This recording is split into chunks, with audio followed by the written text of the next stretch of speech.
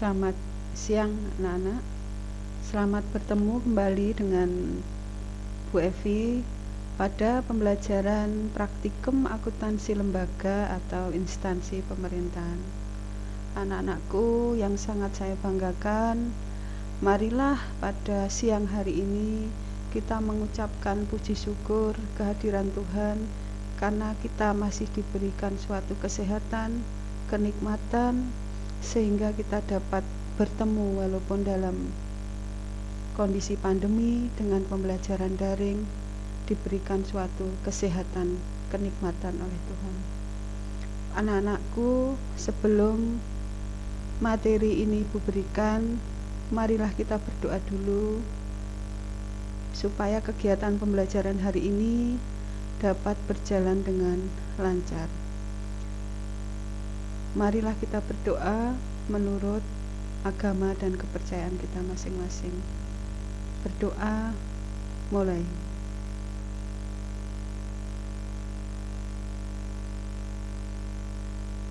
Selesai. Terima kasih. Minggu yang lalu sudah Ibu sampaikan mengenai pengertian siapa saja lembaga yang masuk ke dalam pembelajaran praktikum akuntansi lembaga.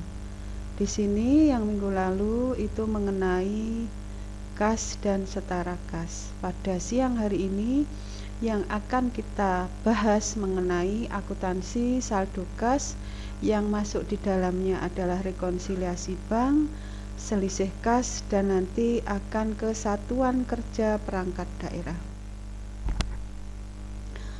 Marilah kita pembelajaran hari ini kita mulai yang pertama. Tujuan pembelajaran hari ini supaya kalian bisa mengidentifikasi akuntansi saldo kas. Kemudian yang nomor 2, bisa menjelaskan pihak-pihak yang terkait di dalam akuntansi kas. Yang pertama, yang awal akan kita bahas mengenai rekonsiliasi bank. Mungkin kalian sudah pernah mendengar, kalian sudah pernah mengetahui di materi pembelajaran di kelas 11 ya. Tapi di sini diulas kembali, diulang supaya kita mengingatnya lebih baik ya, lebih mantap, lebih memahami. Rekonsiliasi bank dilakukan untuk mencocokkan saldo kas di bank menurut catatan bank dengan catatan akuntansi pada pemerintah yang mengelola rekening pada bank tersebut. Jadi di sini rekonsiliasi bank itu tujuannya mencocokkan saldo ya. Rekonsiliasi bank berguna untuk mengecek ketelitian pencatatan dalam rekening kas dan catatan bank. Jadi maksud dari rekonsiliasi bank ini pencatatan saldo yang ada di kas dengan catatan akuntansi yang ada pada pemerintahan itu harus sesuai. Maksud tujuan rekonsiliasi. Rekonsiliasi juga berguna untuk mengetahui penerimaan dan pengeluaran kas.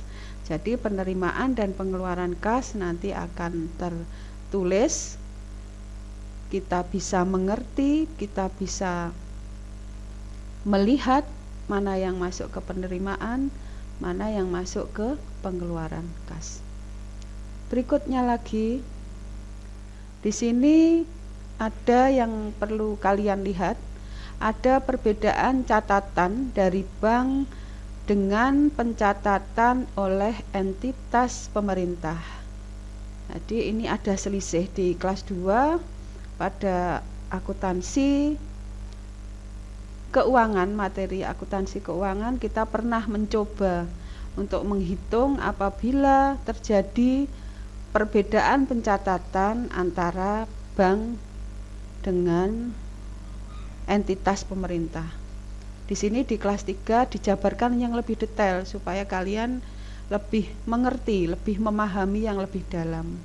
Yang nomor 1, transaksi sudah dicatat oleh entitas bank tetapi belum dilaporkan oleh bank dan belum dicatat pada rekening koran. Maksudnya adalah entitas pemerintah sudah mencatat tetapi belum sempat atau belum melaporkan ke pihak bank. Otomatis bank belum menerbitkan rekening koran. Ini kadang ada suatu perbedaan pencatatan atau selisih pencatatan, kadang biasanya terjadi hal seperti itu. Yang berikutnya, yang kedua, transaksi sudah dilaporkan ke rekening koran bank tetapi belum dicatat oleh entitas pemerintah. Kadang transaksi itu sudah dilaporkan di rekening koran, sudah mendapatkan rekening koran, tetapi entitas pemerintah belum mencatat. Itu juga akan terjadi selisih. Makanya kita anak-anak akuntansi harus jeli, harus teliti, karena rekonsiliasi bank ini tujuannya untuk mengecek secara ketelitian kita supaya tidak ada selisih yang terjadi pada proses pembukuan. Yang ketiga itu kesalahan pencatatan oleh entitas pemerintah atau pihak bank. Kalau kesalahan ini mungkin kesalahan angka yang tertulis, jadi terjadi selisih. Itu ya, terjadi selisih ya, ini yang menyebabkan proses pencatatan itu antara di bank dengan entitas pemerintah itu tidak sama. Berikutnya lagi dikatakan sebagai selisih kas. Apa itu selisih kas? Selisih kas itu adalah perbedaan saldo menurut catatan akuntansi dengan saldo fisik kas tunai yang ada pada tanggal tertentu. Itu yang disebut sebagai selisih kas. Perbedaan saldo berarti jelas masalah angka ya di sini, perbedaan saldo menurut catatan akuntansi dengan saldo fisik kas tunai pada tanggal tertentu. Selisih kas terjadi apabila catatan akuntansi kas atau buku kas kecil dari jumlah fisik kas pada tanggal tertentu. Oleh sebab itu, makanya di dalam proses suatu pembukuan kita harus runtut mencatat.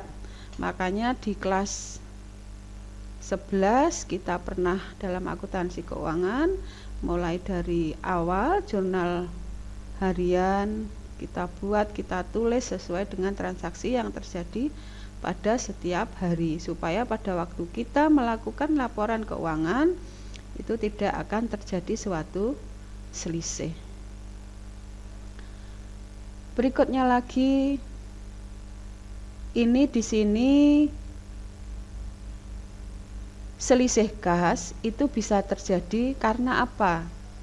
Di sini tertulis selisih kas meliputi hal-hal berikut atau bisa terjadi karena satu, kesalahan dalam pencatatan akuntansi baik kurang maupun lebih. Maksudnya baik kurang maupun lebih itu proses angkanya itu harus real. Kamu harus teliti betul dalam memasukkan angka di dalam proses akuntansi. Terus yang berikutnya kecurangan yang dilakukan oleh karyawan entitas bank. Maksudnya kecurangan, ada pihak-pihak yang tidak bertanggung jawab pada proses pencatatan untuk kepentingan pribadi. Jadi pelaporannya tidak sesuai dengan realita. Itu akan terjadi kecurangan. Itu yang menyebabkan terjadinya suatu selisih kas. Berikutnya lagi, penyebab selisih kas tidak dapat diidentifikasikan secara pasti. Itu nanti perlu dilihat penyebabnya itu apa. bisanya terjadi selisih kas. Karena kalau sudah selisih, otomatis nanti laporan yang kita laporkan akan terjadi tidak balance atau tidak seimbang antara penerimaan dan pengeluaran yang menyebabkan terjadinya suatu selisih.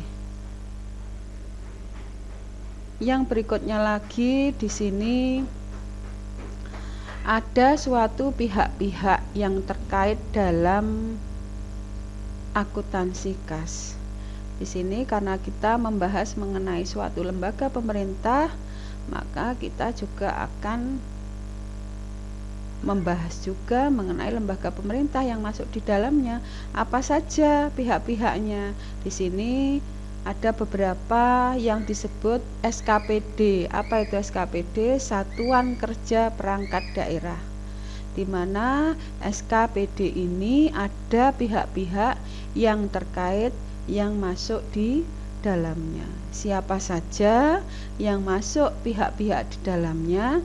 Di situ ada 4, antara lain 1, pejabat penata usahaan keuangan yang tujuannya, ini jelas ya, dari jabarannya sudah penata usahaan keuangan, berarti karena penata usahaan keuangan, otomatis beliaunya nanti petugasnya itu akan mencatat, memposting sampai membuat suatu laporan keuangan, mencatat transaksi yang terjadi setiap hari.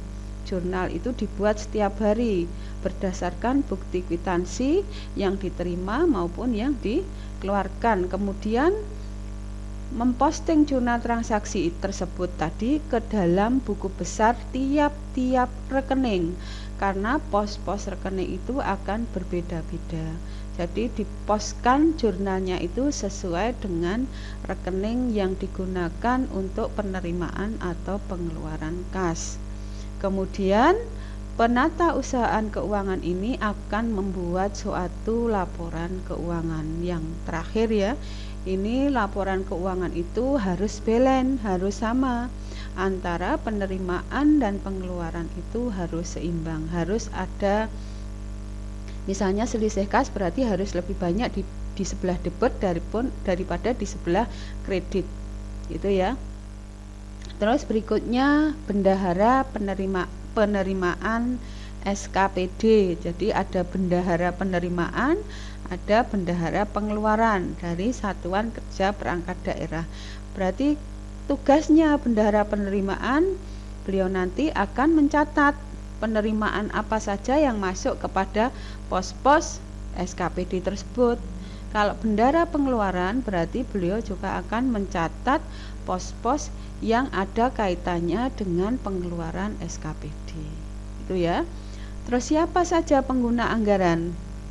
Pengguna anggaran tugasnya adalah petugas pengguna anggaran meliputi beliau ini yang menandatangani laporan keuangan, menandatangani surat pernyataan tanggung jawab pengguna anggaran. Ini ya, ini sepintas dari beberapa materi dari praktikum akuntansi lembaga atau instansi pemerintahan yang bisa Ibu sampaikan. Semoga pembelajaran hari ini menambah wawasan kalian, menambah pengetahuan kalian,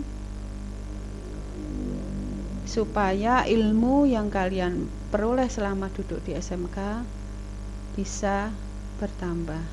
Anak-anakku, dari apa yang Ibu sampaikan, tolong nanti dicatat, diambil intisarinya, supaya kalian mengerti dari pembelajaran hari ini. Anak-anakku, cukup sekian dulu yang bisa Ibu sampaikan. Semoga apa yang Ibu sampaikan hari ini bermanfaat bagi kita semua.